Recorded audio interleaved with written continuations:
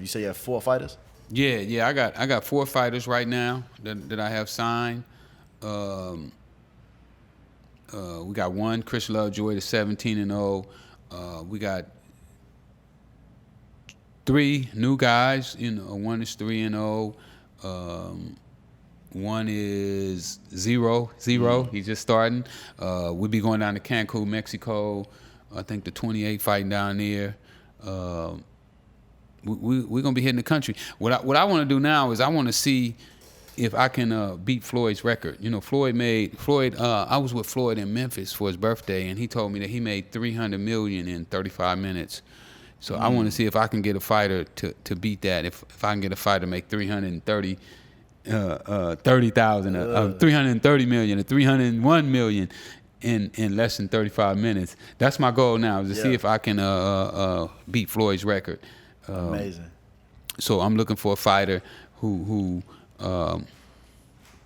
will basically follow the instructions. Let's come up with a plan.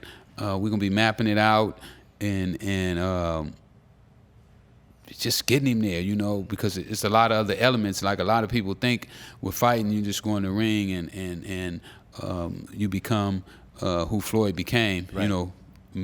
Maybe one of the greatest fighters of all time. Right. But it takes a lot in it, man. Absolutely. And I can just imagine. I mean, a lot of people parallel the rap game with boxing, right? Because there's that, you gotta have an it factor a little bit. You gotta have the skill. You gotta have the talent. But let's peel the curtain back a little bit. Like, what is that, just in general, like that lifestyle, like outside of the ring, preparing for the ring? I mean, because it's an actual physical contact sport. This isn't just some rap, and it's entertainment too. Entourage, and it's entertainment too. People gotta like you. Yeah. In Muhammad Ali's documentary, he made a statement that Joe Frazier and George Foreman, who had the title at the time, had a fight at a basketball arena, and only 3,000 people showed up. And he said that if he'd have been there, the arena would have been packed. So what he was saying is that basically it took some planning, some marketing, and things like that had to go into making him become the superstar and the people's champ that he became. Right. I don't know if there ever be anybody else that ever be as great as Muhammad was as a people's champ. He lost some fights, but he's still the people's champ, man. I mean, they talk about other fighters, that was, Marciano, or whatever his name is. Rocky Marciano. Rocky Marciano was never lost a fight, but, he's not held in the light that Muhammad Ali was held in, because Muhammad Ali conquered so many other things, right, outside the ring, and he had things that he stood for. Right. Yeah. I mean, so what does that leave you with for, like, somebody like Mayweather that's undefeated but is just about that paper? You know what I'm saying? Where's is there a battle there, or like what do you think about that versus like Muhammad Ali? That's everybody create their own path, and if that's the way he feels that he should be living his life, then that's the way he should be living his life. Right. Would I live my life like that? I don't know. I don't think so. But at the end of the day, he worked hard for everything that he's gotten. Right. And he should enjoy it the way he feels is for sure. Is for himself. Absolutely. 4 fighters. What's that atmosphere like? Just as far as like, is it easy to communicate that message to these young guys that are coming up? They're like, hey, look, like, there's all this stuff that goes into whether you might be a $100 million guy or a $10 million guy, but you got to stay focused and fight. Is that something hard, or is it now treated more like? I mean, boxing is brutal, man. Yeah. I mean, you look at guys. I was with Austin Trout in Biloxi, Mississippi, about 3 weeks ago. He was the main event on the Fox card, and it was brutal. He went in the ring and he had no knots, and when he came out the ring, he had knots on his head, and he had been in a battle. My goal is going to be to get them in and out. One of the things that really, man, for Muhammad, I shedded a tear. I don't cry too often, but when I saw Muhammad, how boxing deteriorated. Man, this dude was so vibrant and so alive, and but the years and years of being punched and concussions and jaw broke, nose broke, it wore him down, and I felt that we lost a treasure, something that we can never get back, and I'd have to say shout out to LeBron James and Antoine Fuqua for them putting that documentary together, man. Y'all got to go watch that documentary. But the documentary was just, man, I mean, the man was just so brilliant, and to see him deteriorate behind the sport that he was in, I'm hoping that I'll stop any of my fighters from going that far, where they'll feel comfortable within themselves to say, you know what, I don't have to get in the ring anymore. I've accomplished my goals early enough in life to still have all of their marbles intact. That's real. I mean, that's why you see a lot of football players retiring so early. Like Patrick Willis retired when he was like 29. I was like, what? But then they still, continue to carry the torch and venture out to do the things that they want to do as an entrepreneur and stuff like that. And well, use it as a stepping stone. Absolutely. Basically, my drug dealing has turned into a stepping stone for me.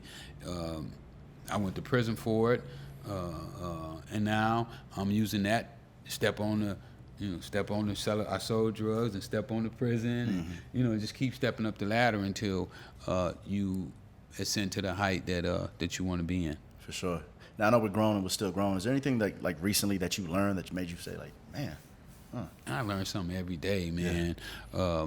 One of the things I learned from watching Muhammad Ali is I did a live on my Instagram right after the thing about having a vision. So many people they don't have a vision, and without vision, you can't get up at 5 a.m. Without vision, you can't go to sleep at 2 a.m.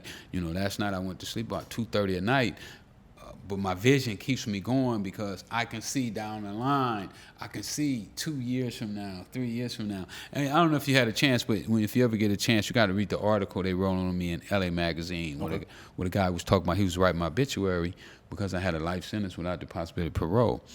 And he wrote that then? He wrote it when I was in prison. Okay, gotcha.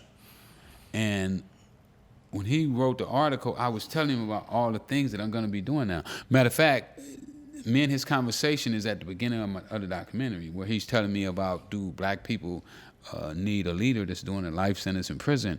And I'm telling him that, no. I'm going to be speaking at colleges. I'm going to have a book out. I'm going to be doing mixtapes, and I'm going to be doing boxing, and I'm getting ready to interview him too. He's going to be the first person that I interview on my podcast. That's amazing. He's already agreed to do it.